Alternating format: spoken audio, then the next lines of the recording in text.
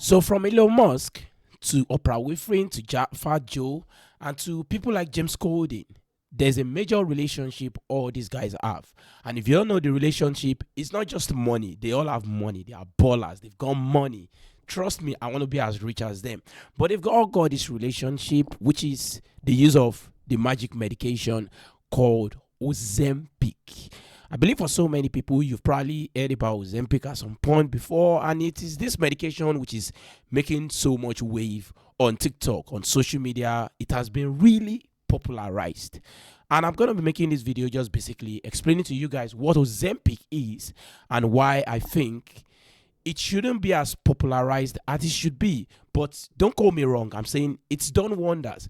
The potential side effects, the potential danger of having obesity can never be understated. I mean, obesity causes a lot of diseases and causes a lot of troubles that people suffer from year in, year out. And if we've got a medication that can help with that, I'm open. So what is Ozempic? What medication is Ozempic? So Ozempic is it's just a generic name actually, or it's basically a brand name. The real name is called semaglutide, and this medication is actually developed between 2005 and 2012, and it was approved by the FDA for the use to combat diabetes. I mean, for people who have high blood sugar, this particular medication significantly helps reducing the blood sugar. But it wasn't until about 2018 before people realized this medication doesn't just help reduce blood sugar, it can also help in losing weight. I mean, when you use this particular medication, the way it works is basically it suppresses your appetite. It makes you feel less full and you don't feel hungry or what have you. And by doing this repeatedly, what does it do to the body? You progressively lose weight. I mean, people lose massive amount of weight using Ozempic. I mean, those are the upsides, and also with the original use, which is the use in diabetes. So with the combination of this drug, a lot of people become diabetic. I mean, obesity is related to diabetes, so the relationship between these two, Ozempic is just more like the perfect drug for this. Now, why am I making this video about this particular medication and my skepticism about it? Now, let's talk about the downside of using Ozempic. Ozempic can cause symptoms which are normal side effects of so many medications, including nausea, vomiting, people having headache from using Ozempic, but that is not just it. We've got a major organ in our body, which is the same organ that could be having issues when people have diabetes, which is the pancreas. The pancreas is a major organ in the body which helps secrete important hormones for digestion of food basically. And Ozempic is known to have caused inflammation of this particular pancreas, and also Ozempic is also known to also cause the inflammation of the gallbladder, another important organ in our GI. So why is this significant?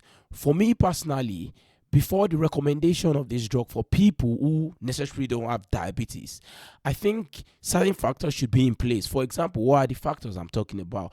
Certain factors like, does the benefit outweigh the risk? If someone is morbidly obese, if someone is over 40 BMI, 35 BMI, then the intervention of this drug obviously would be very crucial at that point in time, because of course the dangers this person is exposed to just being at that weight outweighs the risk of having the medication. But for someone at a BMI of 28 who could eat better, go to the gym, and wouldn't necessarily pass away within 2 days of being at that BMI, I think there should be consideration. And also, it's also very important to see how using this medication for people who necessarily don't need it immediately could actually cause scarcity in the market, hereby increasing, maybe potentially increasing the cost of this medication for people who actually need it, or people who actually need it might not readily have it for systems like in the UK NHS, where the availability of a drug is dependent on the store basically across the country. Unlike in America, where of course the manufacturers and most of these companies who develop it are actually in the country where they can consistently supply it. But even in America, it could result in a deficit in the number of drugs around the country, or resulting generally in a higher demand than the supply. So that's just my little take on Ozempic. I'm not saying it's a medication that shouldn't be recommended or what have you. For every medication, of course, has its downside and its upside, for of course. But the main thing is, should it be a medication that should be recommended directly for everyone who wants to lose weight, irrespective of the BMI? I personally don't think so. So I want to know you guys' thoughts down below in the comment section. If you think you've got a different opinion as regards this, and thank you very much for watching this video. I'll see you another time.